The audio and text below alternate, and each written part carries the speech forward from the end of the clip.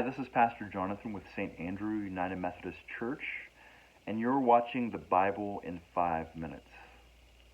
Have you ever read the Bible and gotten a little frustrated, angry, or confused? I certainly have.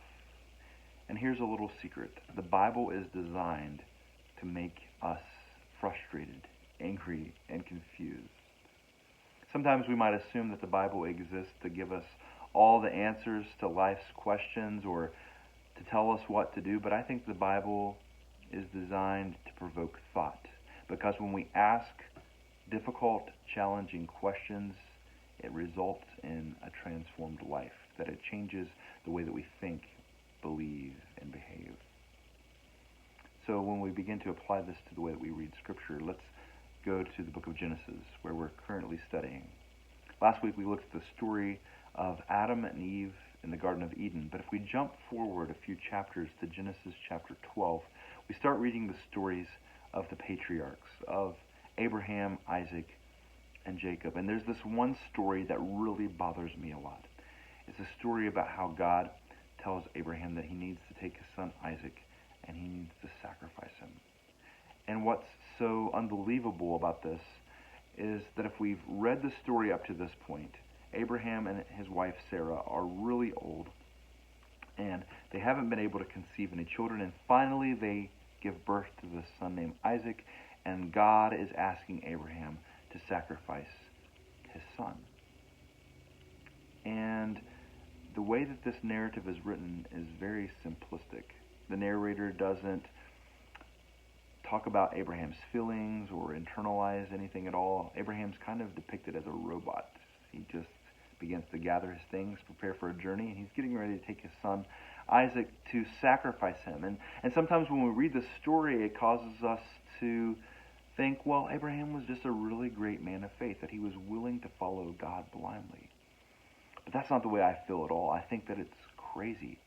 It makes me feel actually upset, because there's no way under any circumstance that I would ever think about hurting my children.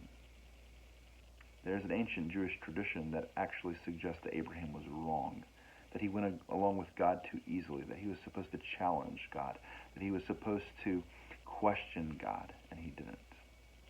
Well, it's really important to read the story against the backdrop of the ancient Mesopotamian world, because in that culture, there were certain people who worshipped gods, fertility gods, that required them to sacrifice their firstborn child. And the practice was, you sacrifice your firstborn child to the god of Molech by throwing your child into a fiery furnace, and Molech will bless you with several more children. Now, when we begin reading the story of Abraham, he's kind of new to this whole Yahweh thing, to the God of Israel. He's new to all of this. And so what he knows is the god of Molech. He knows about all the other Mesopotamian gods who require child sacrifices. And so this isn't new to him. This isn't strange. This isn't absurd. If he really wants to have a multitude, if he really wants to have a great nation of descendants, then he's just going to have to go with the flow, and he's going to have to sacrifice his son Isaac in order that he might be able to have more children.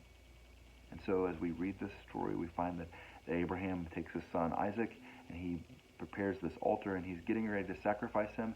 And right whenever he's getting ready to kill his son, God stops Abraham, and God provides a ram as a sacrifice. Now, it's important for the sake of the story that Abraham goes along with God up to that point, because the point of the story is that God, Yahweh, is not like the Mesopotamian gods, that the God of the Bible isn't the God of death. The God of the Bible is the God of life, the God who provides, the God who is self-sacrificing. And maybe the whole point, maybe the reason that we feel that way, the reason that we get upset, is because God is upset too, that we're supposed to feel that way, that we're supposed to be angry and upset by evil and oppression and injustice, that we're supposed to speak out, that we're supposed to ask questions.